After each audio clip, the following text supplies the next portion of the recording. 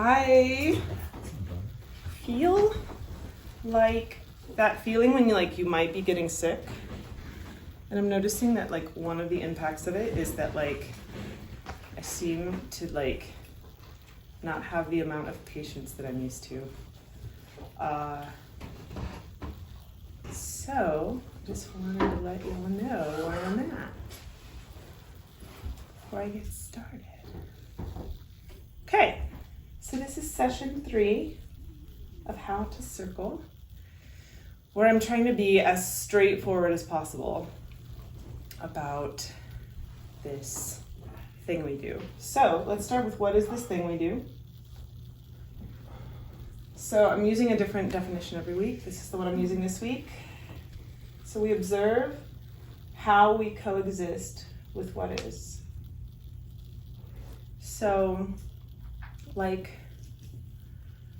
notice, right now, notice something that is. It could be a felt experience inside of you. It could be a thought. It could be something you're observing externally. The sound of the keys. The temperature in the room. Whatever it is, just pick one. And then notice how you're coexisting with it. Is there kind of some resistance to it? Or is it something you really like and you're kind of clinging to it? Or is it really just kind of straightforward coexist? Everything's fine.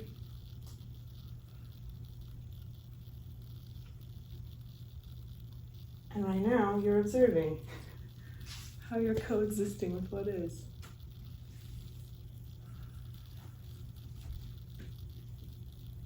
Any questions?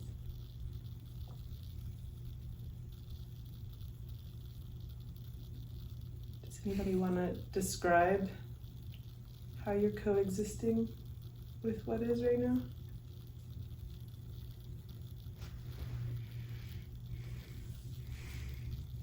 I will. Cool.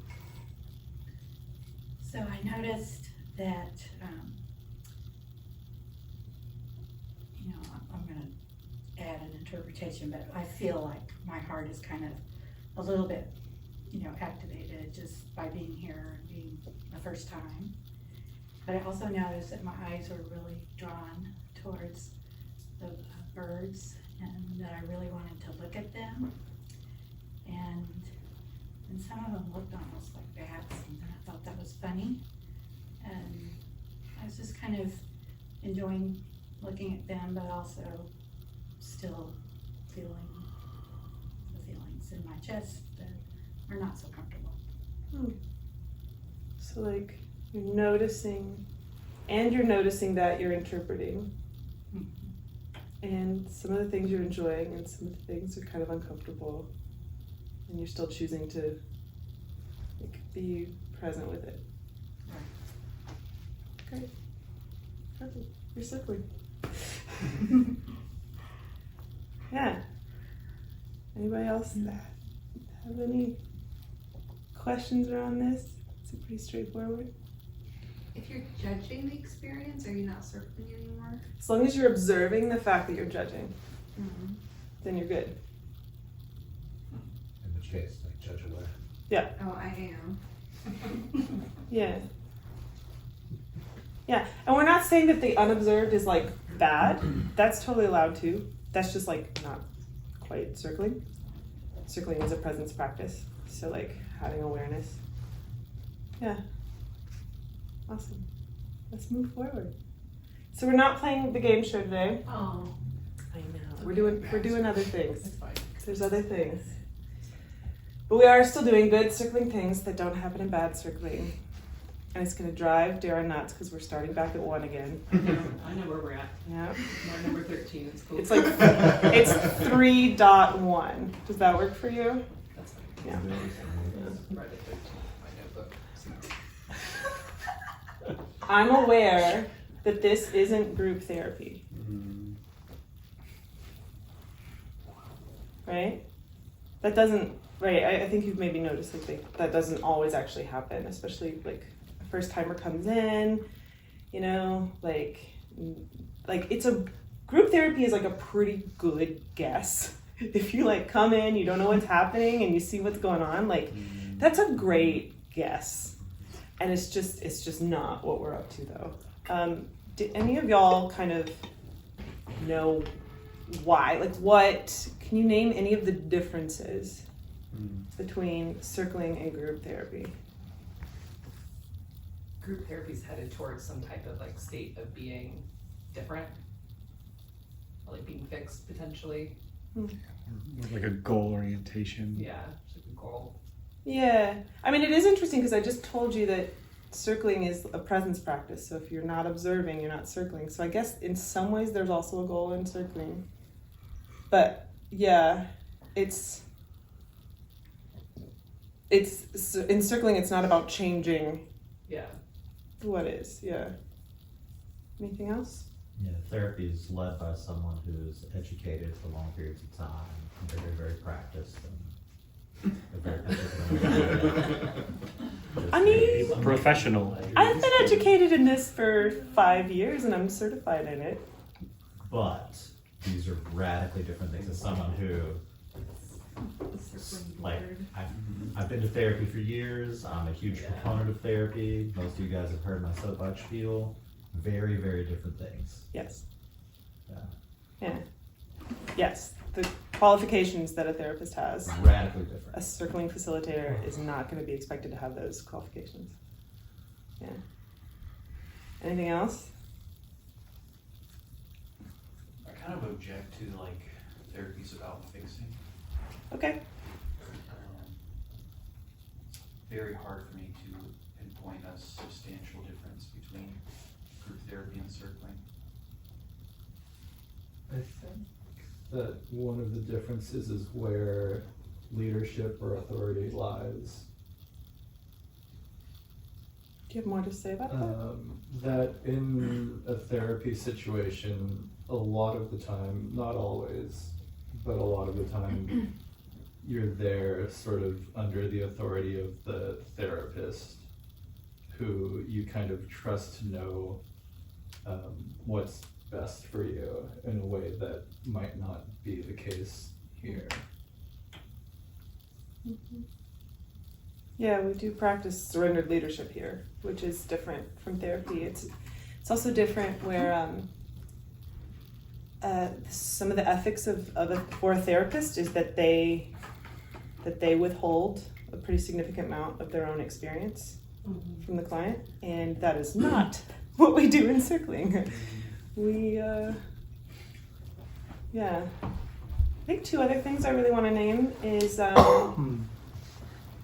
group therapy is often expected to be a confidential space, and this is not. And group therapy is considered often to be a safe space, and this is not.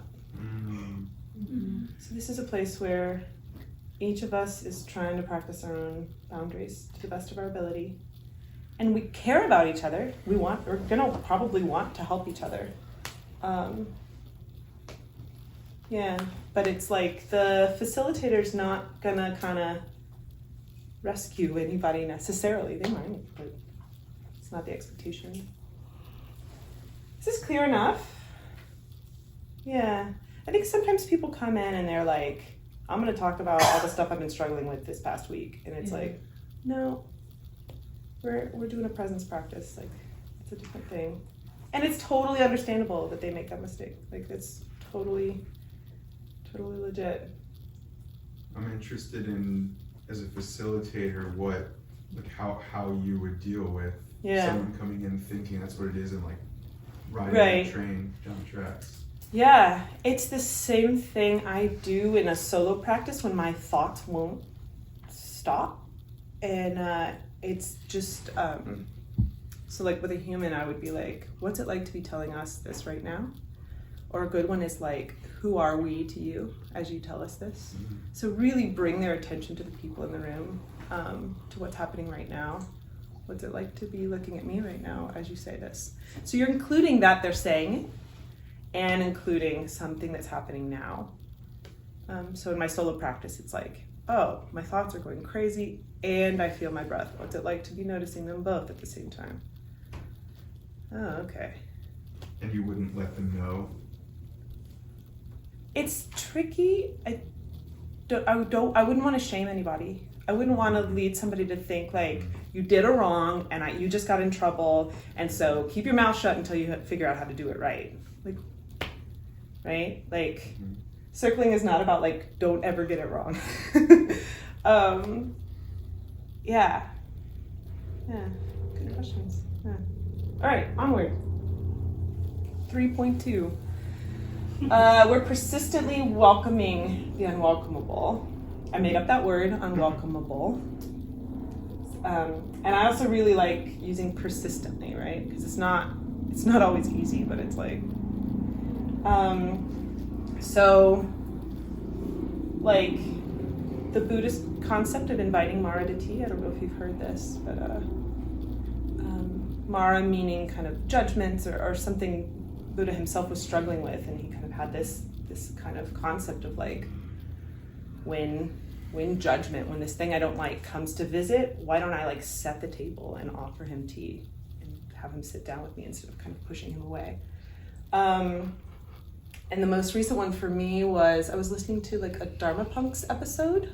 This guy Josh Korda giving a Dharma talk, and he said, I don't remember what wording it was, but he said something about like what's the thing in you that's like not acceptable.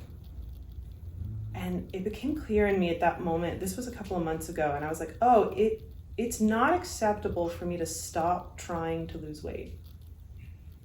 It's not acceptable for me to just be this weight. And so since then, I've been experimenting with like, what if it is acceptable for me to stop trying to lose weight, for me to be this weight? And it's fascinating the impact it's having on lots of areas of my life. So I actually want to like, if anybody wants to offer up like things that feel unwelcomable.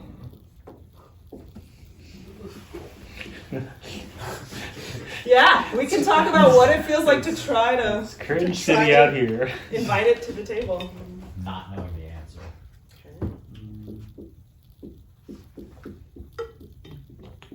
Not having a partner.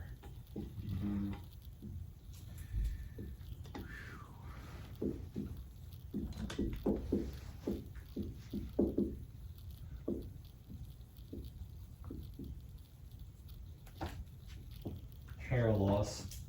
Gotta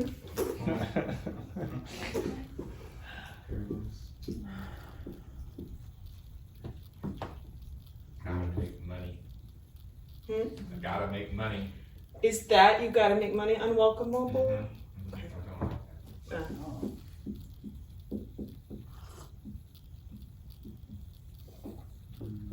Grief.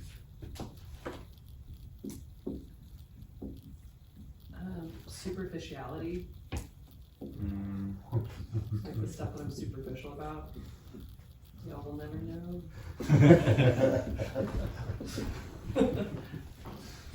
Anxiety.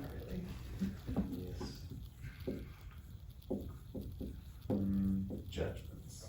Judgments, yeah. Unspoken desires.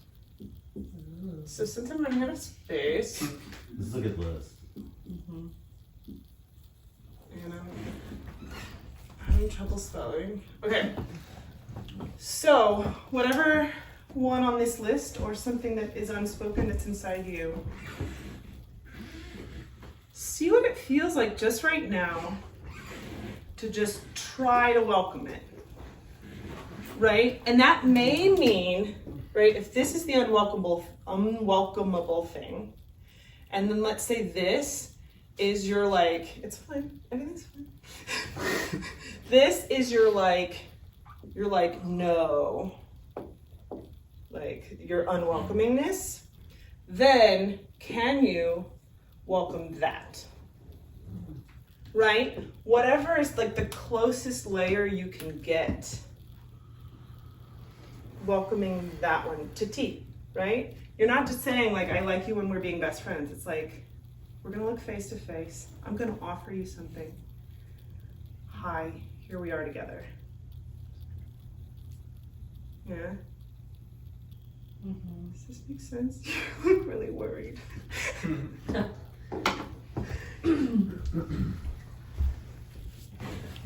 anything more to say about that? I like having the list, and I like seeing the other things people offer that I'm like, oh yeah, that's on my list too. Oh, that's on my list too. I don't think I have any wisdom to offer, just I like it. Yeah, that's the thing. We're not fixing these things, we're not changing them. We're just saying, oh, hi, here you are. Again, probably. As well as it feels like we know each other, maybe we could know each other even better. Yeah, David. There's something that I noticed in just the diagram that you drew of there's something of an anxiety that arises and I can be with the no, and there's somewhat fear that the thing the no is around is going to burst through and encroach, right? There's something like Okay. Then There's- yeah. then that fear is outside the saying yes to the no. Yeah. So be with that. Yeah.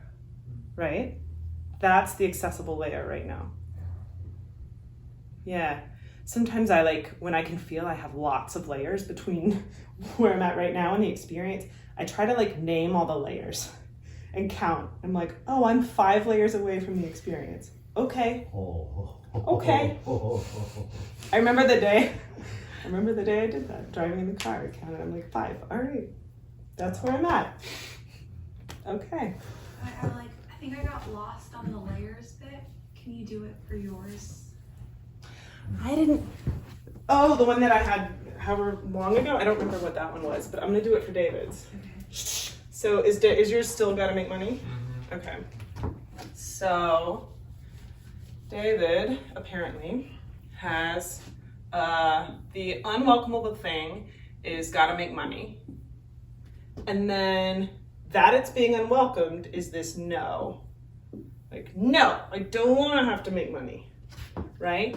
And then what seems to be outside of that is this fear that if he's in the no, this will kind of burst through and get to him, right? So David can just be with the fear right now. He doesn't have to be all the way with the no. He certainly doesn't have to be all the way. So he's 3 layers out. Does that help? And hurt. What's painful about it? Maybe not hurt. Like I feel embarrassed. That describes me beautifully. Oh, David's you're in the exact same one. No. No. The gotta make money is not my thing right now, but like the no and the fear, and then watching the fear outside the no, that's me. Yeah. So the fear is what you're having tea with right now. Or At least there might be even another layer there. maybe you're being with the unwillingness to be with the fear. Maybe that's what you're having tea with right now. Exactly. And I heard you name embarrassment. Yeah, embarrassment. Because I feel that is too. Like I feel my skin feel like a little moister than it should Right. be. So that might be there's the fear, there's the unwillingness to be with the fear, and there's embarrassment about the unwillingness. Maybe that's the layer. Yeah. Doesn't matter. Whatever it is, we're persistently inviting it to tea. Hey. Hi. I'm not gonna marry you. We're gonna have tea. Yeah? Yeah. Does anyone else have the feeling of like when you look at the thing head on, you think you might die? Yes. Okay. Yeah. Yeah. I think that's why I add these like Yeah. insulating layers that I don't. I thought the layers were more around like the lies that we told ourselves to not have to feel the dread of the thing that we didn't want to. That can be layers. Okay. Let's move on. Yeah? Okay. 3.3. Utilize momentum instead of fighting against it. So have you ever felt in a circle somebody did something and you're like, and maybe you even spoke it. Maybe you're like, that was stupid, or like, I'm bored, or whatever. But then it came out with this energy, right? This energy, like, or you just felt it inside you, or any interaction in your whole life that when you felt just kind of like, right?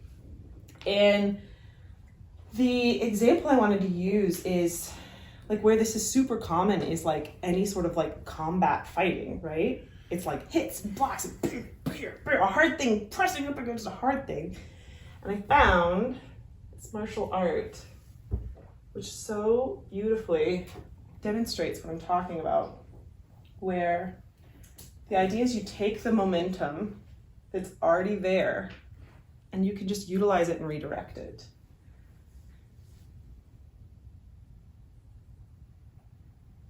You will not see him block. You will not see him hit.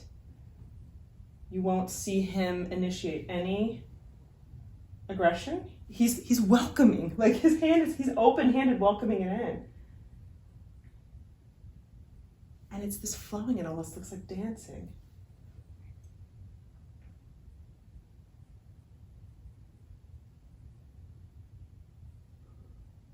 And then he gets him in a hold. Look how loose his wrists are when he's welcoming it in.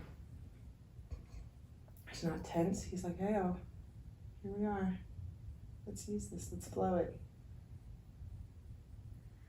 It looks watery, his movements.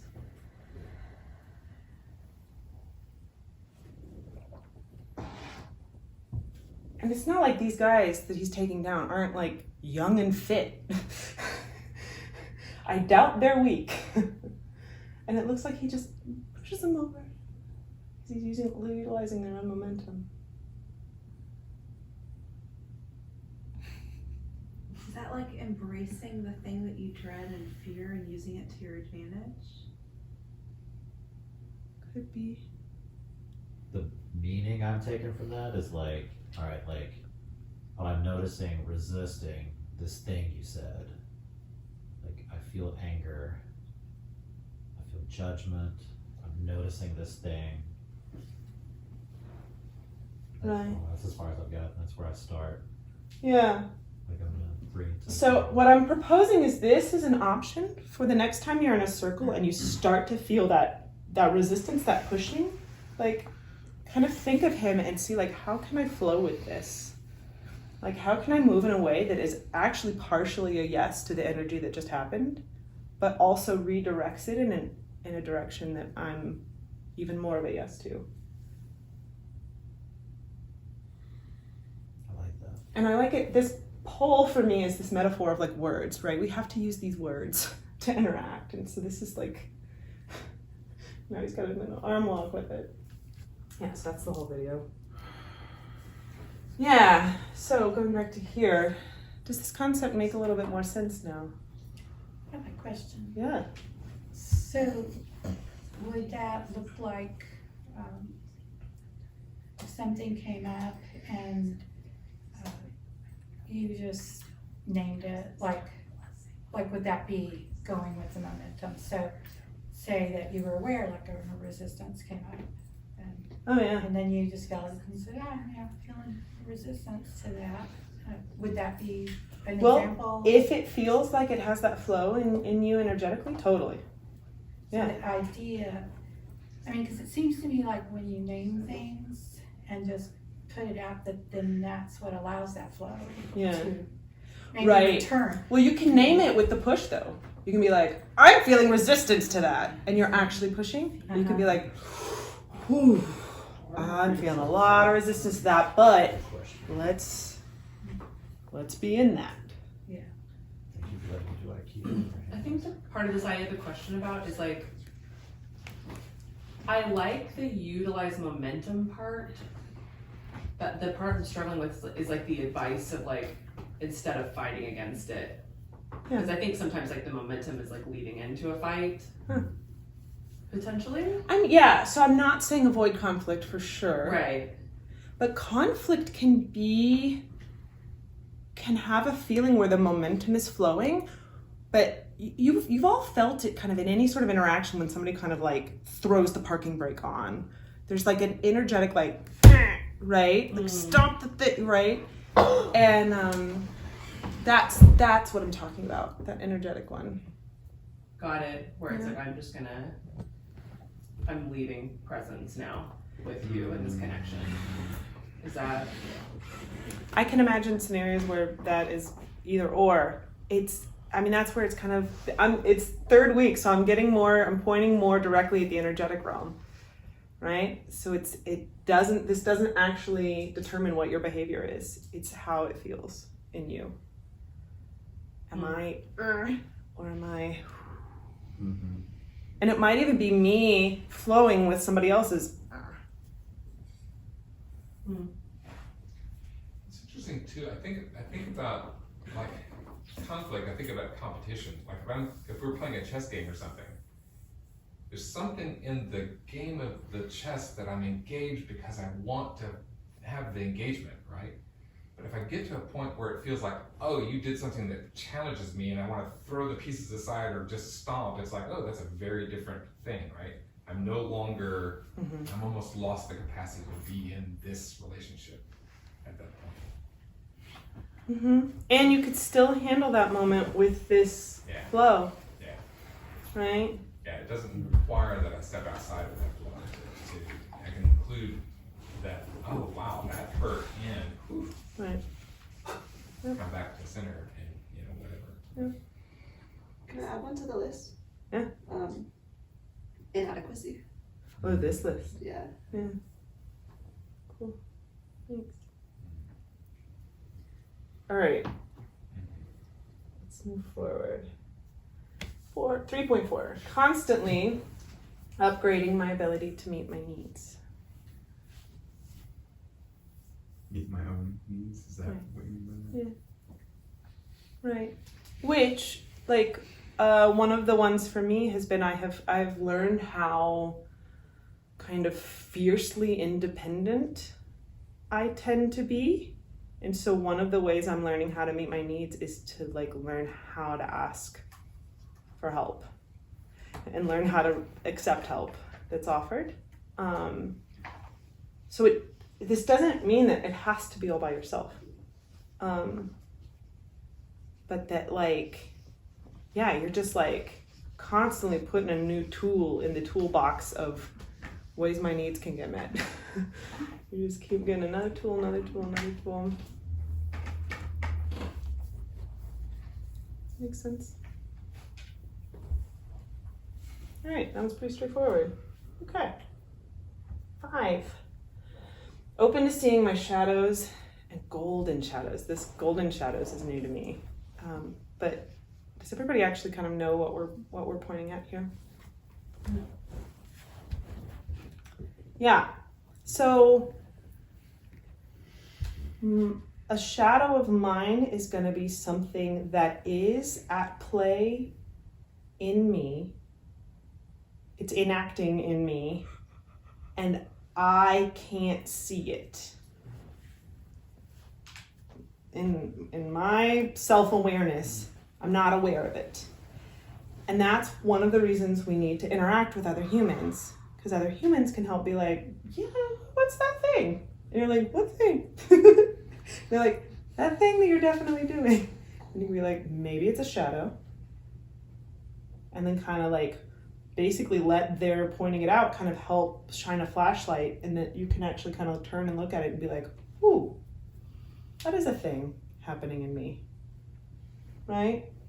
So I'm open to actually seeing it instead of being like, no, I'm not even gonna look, like you're definitely wrong, because just standing right here, I totally can't see it, right? Taking that extra moment to like, look.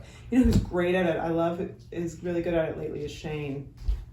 Say anything to Shane, and you can tell he kind of sits there and he's like looking around. He's like gonna try to go find it, if he can. I also don't think you have to like go look super hard. Like, if you spend a good 20-30 seconds like really looking and nothing's coming up, like I don't think you have to go Easter egg hunting, right? Like, I'm sure, like, this is a thing I do. Like, I'm sure that I'm definitely flawed in this way. Like, I'm gonna find a reason I'm flawed. You don't have to do that. Just open. I'm willing to go like, oh, look at that. Or, oh, no, I don't actually see anything there. And then golden shadows are things that are really wonderful about ourselves that we have a hard time seeing. That was coming up on Saturday. Yeah.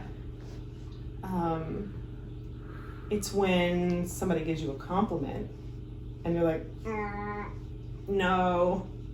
It's like, I'm not willing to look at the light you're shining right there because it's hard for me to be with this beautiful thing about myself.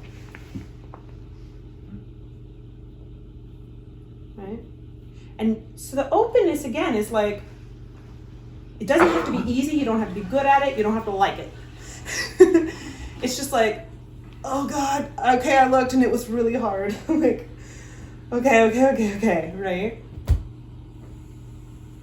Yeah, awesome. Yeah. I think this ties into self-awareness a lot. That's kind of the message that I heard is interacting with others can help us see these shadows in ourselves. Would you say that a shadow is necessarily, well, that a shadow versus a golden shadow is good versus bad? Or is that an oversimplification? I would say that yes, but by the person's own self-defining. If the person is not seeing it, and then when they start to look at it, they're like, oh, but that's a bad thing. And that's kind of why it has gotten kind of shoved out of sight, versus if the reason it got shoved out of sight is because like, oh, but that's good, like it's like not appropriate for someone to have something that good. So it's self-defined, it's not externally, though often those help create the self-definings. Yeah. I want to clarify, I'm not saying like you have to be excellent at all of these things to be circling well. I'm just saying like these are some things that happen in good circling that don't happen in bad circling. Yeah? Yeah. All right. Oh, perfect.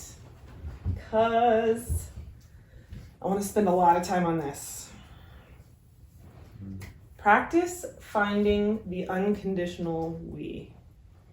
All right. Now this like got like pieced together in my mind over like 4 days. And if it completely makes sense to you right now, I would be completely shocked. Though maybe with David, I wouldn't be surprised, and maybe with Stephen. But My mind's blown. So your mind's blown, you're doing good. thoroughly blown. Okay, but I'm gonna break it down. I'm gonna break this down. So we're gonna start just with practice finding. Doesn't require actually finding. I don't want to clarify that. We're practicing a thing here. But it is intentional, right? As a music teacher, I know that like if my students just like sit down at the piano and like, right, they just kind of mess around, they don't have any intentionality, they're not going to get better at piano, right? There has to be like, oh, I'm actually trying to do this right.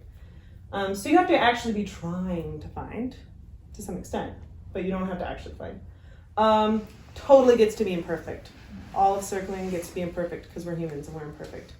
And we're just being with our humanness. So it's by definition imperfect. Yeah? And practice is just something you do more than once, right? Usually. I mean, it's fine if you do it once, but like kind of what I'm referring to is like kind of like a meditation practice or anything else, like something you try again and again and again. You're just practicing it. Is all of this clear so far? Cool. Now I really want to dive into how I'm talking about unconditional. So in some ways I'm thinking like the way we use the term unconditional love, which like it can't be broken, right? Like I think about like a parent's love for their child and then the adult child like commits murder. It's like the parent can like hate and despise that the child did that, but I can't not love my child. So like it can't be broken if my child dies. I still love my child, right? Like it's unconditional. It doesn't require me to actually like you, right? Unconditional love is like, man, I am so pissed at you right now, but I love you. I'm so pissed at you. I hate you right now, but I love you. And it just is. It can't not be. It's unconditional. It's just a thing. It's just unconditional love. And the other way I want to talk about unconditional, the way I'm using this word, is like without conditions. So something that's really kind of popular in our culture right now is like, I need you to be different in this certain way for me to feel safe, heard, loved, whatever. And what I'm trying to point at doesn't need that.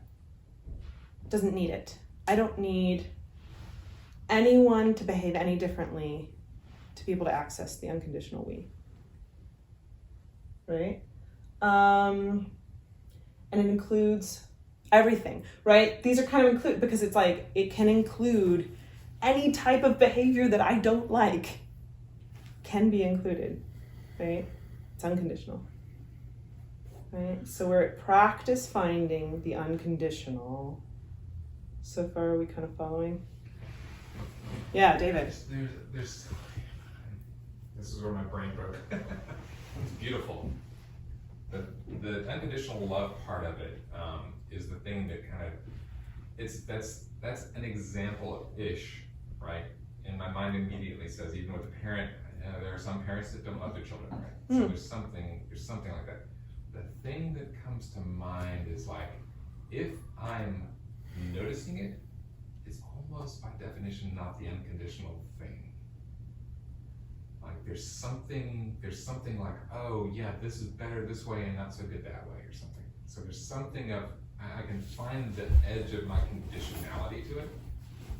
It's almost like this, like finding the layer of the circle that I can be with. There's something of, oh, and that just is. Like there's some part of my brain Yes. in the unconditional It just part. is. Yes. It just is, even if you can't be with it. Right.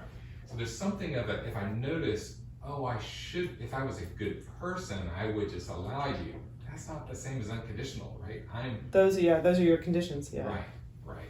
Yeah. So there's something of a, not bypassing my judgment of it by trying to make the condition go away, right? Right. Yeah. Anything that you're noticing that has conditions is not what I'm trying to point at. Right. Mm-hmm. Yeah. Okay. So now I want to show you why I chose the word we, which was a pretty weird word to choose in that context. I don't know if you've heard about, like, anybody say, like, the we space. If you've ever heard that term, like, kind of where some people call circling, like, we're being together in the we space. There's this book called Cohering the Integral We Space that John and Sean, the two founders of Circling Europe, have a chapter in this.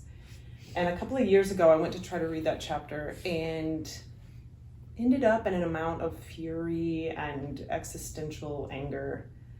Like, it just was so incomprehensible. I was just like, what the fuck?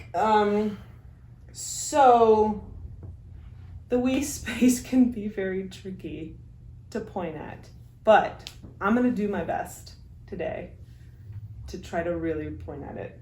Okay, so one way I want to point at it, it's the inspiration for this piece of art, is the movements of a flock. Oh, I love this. So I want you to imagine that you don't know this is a flock of birds, and that you think this is a single entity. And are you noticing something inside you that's like, oh, I know this. I know this energy.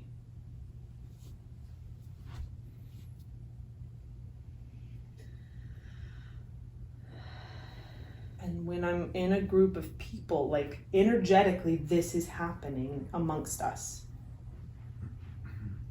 That's the we space. Right? Those birds don't know why they're doing that. They're not planning it out. They're responding to the wind, they're responding to some sort of intuitive thing. Right? Is that clear enough on that? I like how like The we space. It seems like that's not conscious. Like it's magic. That's something that may be happening that's just happening without any conscious direction. Unconditional. Yeah. That yes, that doesn't mean we can't notice it. Right. That Yeah. you might become aware of it. Yeah. But even if you don't become aware of it, doesn't mean it's not happening. Exactly. It is always happening. It can't not be happening. The we space is always happening. The we space does not care if we're noticing that it's happening or not. It's happening. So can that we space get affected in a negative or positive way, or is it? Yeah, sometimes the we space feels super crunchy. That, right? Imagine a flock trying to get through a hurricane. Yeah. Or like a hawk comes in. It's like, whoa. Yeah. Or Right? disease. Or disease, yeah. Flock dies. Yeah. I'm not saying it's always this beautiful. I'm not saying it's always easy, but it always does. Yeah. Yeah. Okay. So I'm going to use another analogy because I'm a musician and this is what I have the most access to. So musical notes are to overtones. It's totally cool if you haven't heard that word before. As conversation is to the unconditional we. Okay? So I'm gonna show you what I'm talking about. Wow. I kind of, you know what? Would y'all mind, I don't know, things are about to get pretty quiet. I'm wondering, I kind of want to like, see if there's a way to get it so that people aren't coming in for the next 15 minutes. David, Jordan is a pretty... would you mind being outside and just, I really appreciate that. Okay.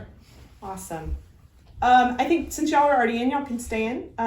But yeah, I think I want to keep things pretty awesome. Okay. Look at me coping. Okay. So first I'm going to show you the visual representation of notes.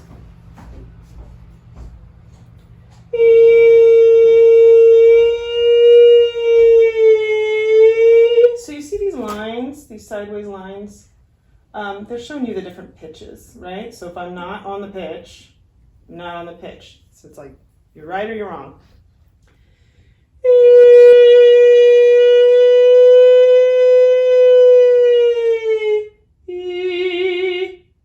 Right? It doesn't like vibrato very much. Goes nuts, right? So it's just giving a very clear yellow line where the pitch is.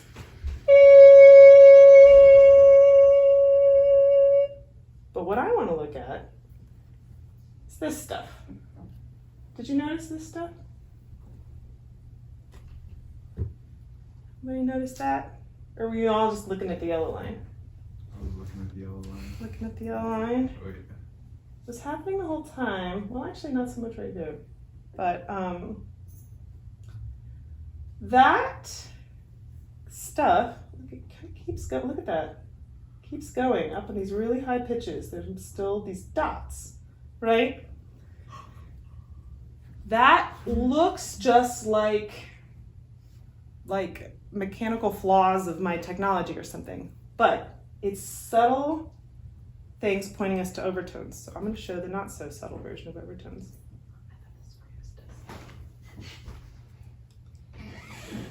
So, nope, that's not what I wanted to do. I think it just happens automatically. Here we go.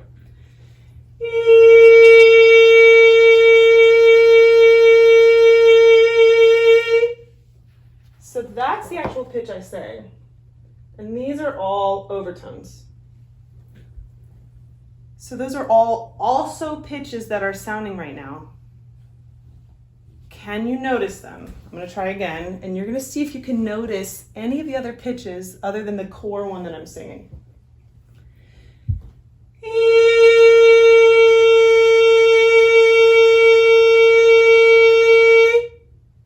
Do you hear anything? The most likely one is going to be this. It's going to be pretty high pitched.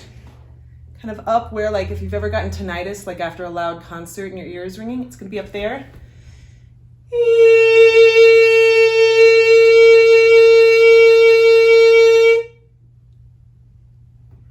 if you can't hear it yet,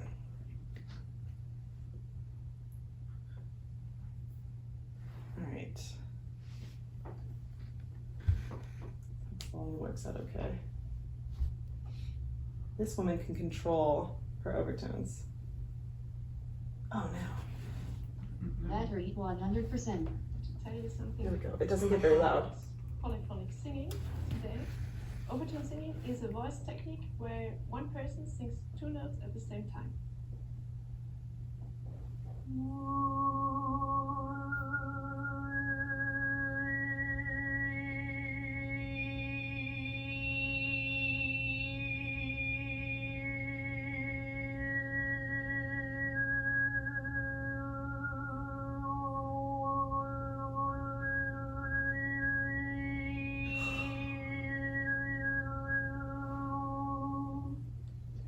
She's doing that?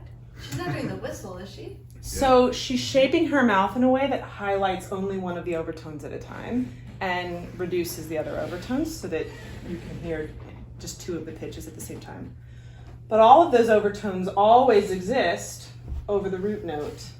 She can just adapt herself to highlight and low light certain ones at a time. So I only played you that to kind of help you notice overtones. Right? Kind of where they are. They're super, super high. Right? So knowing that if I sing again,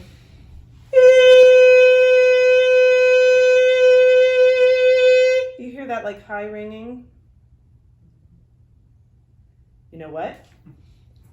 Even if you're not hearing it, you're practicing finding it. Right? So, in circling, we are practicing finding the unconditional we, so that energetic overtones that are always there. They're always there, whether we feel them or not, whether we find them or not. So, the last thing I want to do today is actually practice, right? So we're gonna feel into this unconditional we that we have right now. And if you want to speak, you can speak if you're describing either what this unconditional we feels like for you, how it is for you as you're experiencing it, or what's happening as you're looking for it.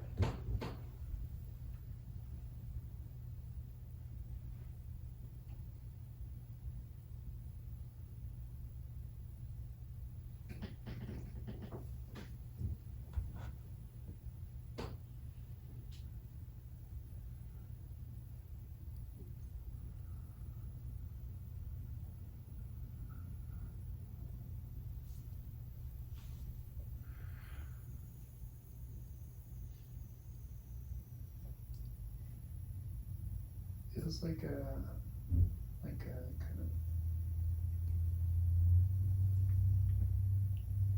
kind of pulse that we're like all plugged into. Almost like It's like right in the room. maybe in above it.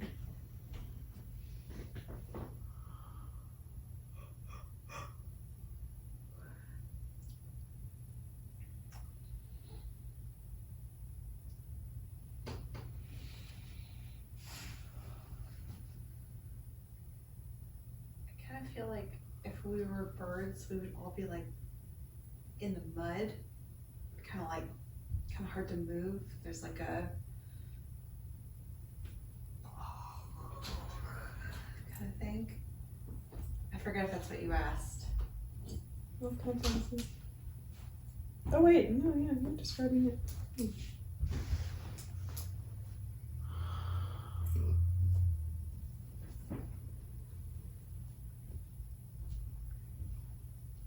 Feels nice. Feels warm.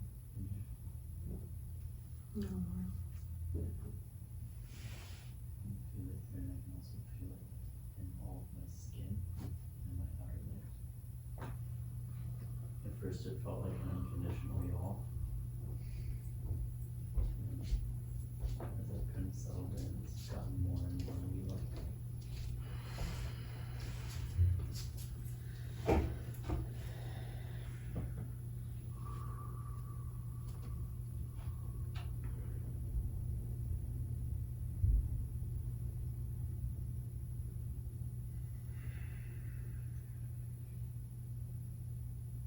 I'm like really searching for the we right now. What's the searching like?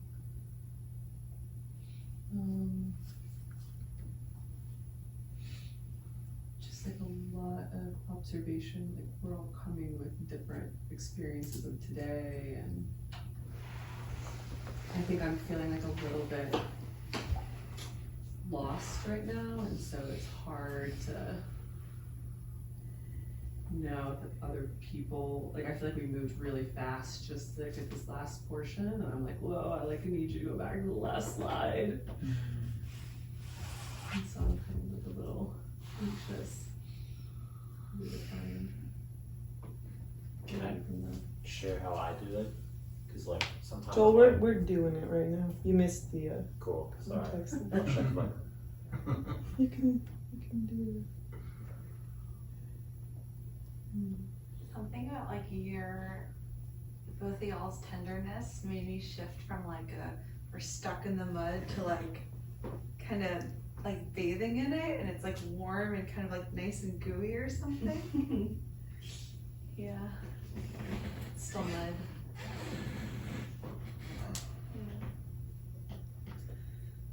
I've got gooey. Yeah. Mm-hmm. Kind of like in like a good way. Yeah. It's almost like I feel like I can see in a realm that I usually can't see in. As if I could see infrared light.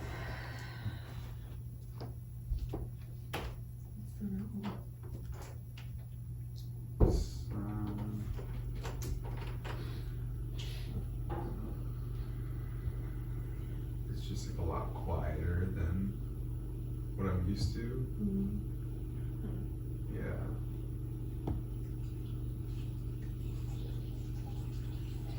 I'm having like a lot of resistance to this unconditional need. It's like,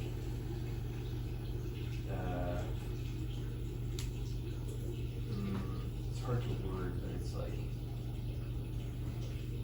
I don't want to sense into it because I have this like very firm belief that I'm not a part of it. It's like, nope, I'm not. It can't be the case that I'm part of that thing.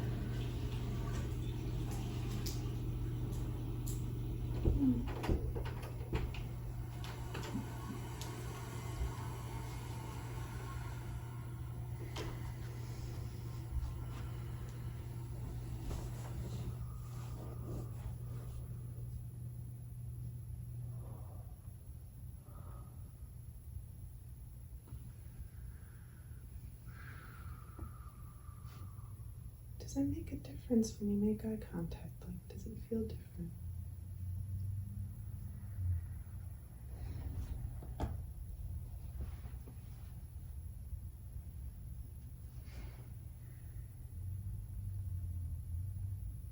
Feels to me like the wavelength collapses.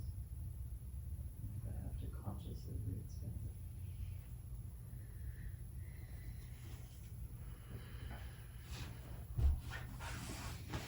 It felt really different. I was feeling like in my kind of open to this idea of like an overtone that I got, that I felt sort of like I could feel like almost like some barometric pressure or something, like something kind of, and along with that, like my head a little foggy, had a kind of like I'm merging into energy or something. And then when I was looking at you, I could feel it just go down to my feet, just like you know, and land. And that was like, oh, okay, yeah, not merging, coming back, That's really interesting.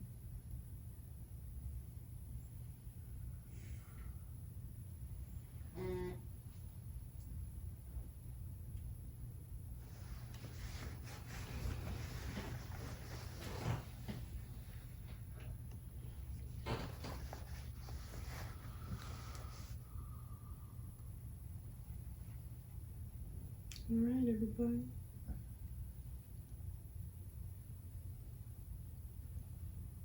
That's all I have for today. Can you go back to the slide with the overtone thing? Which Not the video, but the The app. comparison.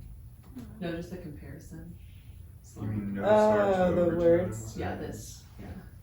Mm-hmm. That's something I want to. Any other questions? Yeah. So the unconditional we kind of has like a kind of non-changing, ever-present thing, and I'm wondering if it's more like a field that moves with us, or if there's like a, are you talking more towards the like constant?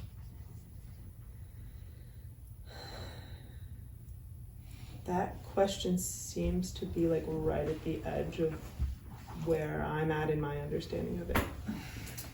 So I don't think I have a clear answer for you at this point. Yeah.